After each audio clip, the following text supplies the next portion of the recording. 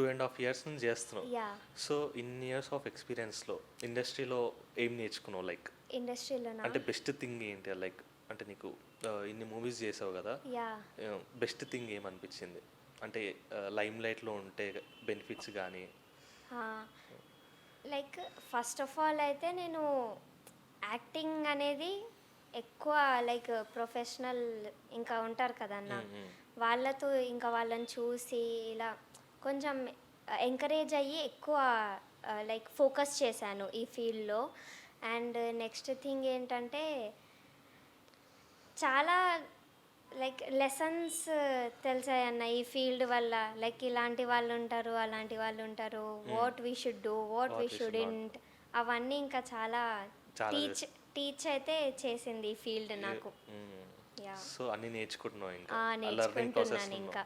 So cinema acting కాకుండా like ఇంకేం interest అంటే? లైక్ సినిమా యాక్టింగ్ కాకుండా అంటే లైక్ కరికులర్ యాక్టివిటీస్ ఏమన్నా? అచ్చా, క్రోషే చేస్తానన్న నేను. లైక్ మొన్ననే ఆర్డర్ చేసి అలా స్టార్ట్ చేశాను జర్నీ.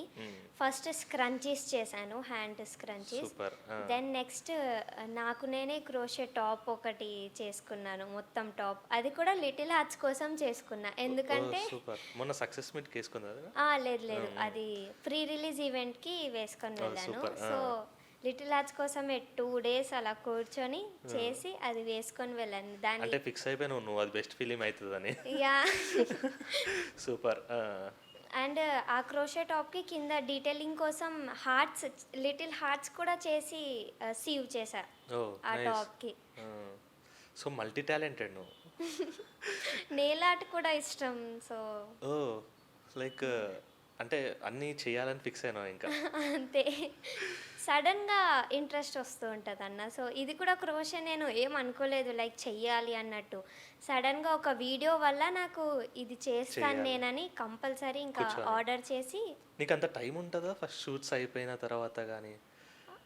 అంటే సమ్ టైమ్స్ ఉండదు. నేను డబ్బింగ్ కూడా చెప్తానన్న. సో సీరియల్స్కి, మూవీస్కి డబ్బింగ్ ఆర్టిస్ట్ కూడా. సో అంత ఉండదు టైం, స్టడీస్ అవన్నీ మేనేజ్ చేస్తాను. బట్ ఏదో ఒక ఫ్రీ టైం 10 minutes 20 minutes అలా ఉన్నా సరే ఇంకా కూర్చుంటావు, ఇంకో క్రియేటివ్ ప్రాసెస్ చేయడానికి ట్రై చేస్తావు. మూవీల నుంచి నీ ఫేవరెట్ డైలాగ్ ఏదైనా, నీదైనా లేకపోతే జయకృష్ణదైనా, మౌలిదైనా చెప్పగలుగుతావా? నా ఫేవరెట్ డైలాగా అది జయకృష్ణ అన్న వాళ్ళిద్దరిని పెట్టి ఒక సినిమా తీరా, చెడ్డి యువత నైటి యువతి అని. ఆ డైలాగ్ నా ఫేవరెట్. సూపర్. అసలు అది బయట కూడా లైక్ మీమ్స్ లాగా వస్తున్నాయి కదా. అది ఒక లైక్ ఐబొమ్మలో ఒక మీమ్ చూసాను నేను. పైరసీ అదేం ఎంకరేజ్ చేయట్లేదు, బట్ ఐబొమ్మలో వచ్చింది. చెడ్డి యువత నైటి యువతి అని లిటిల్ హార్ట్స్ పోస్టర్ వేశారు ఐబొమ్మలో. ఇంకా ఉన్న జయకృష్ణ అని వచ్చింది కదా, జస్ట్ ఫన్నీగా. అది సపరేట్ గా మూవీ వేశారు ఆ పేరుతో ఐబొమ్మలో.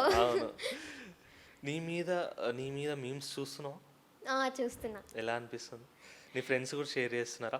చేస్తున్నారు అన్న, చాలా మంది చేస్తున్నారు. నేను అది చూసి రీషేర్ చేసినా సరే వాళ్ళు పంపించి చూడు చూడు అని కావాలని పంపిస్తున్నారు. ఎట్లా అయితే హీరో హీరోయిన్ గారికి ఎంత మీమ్స్ వస్తున్నాయో మీ ఇద్దరి పైన కూడా అన్ని మీమ్స్ వస్తున్నాయి.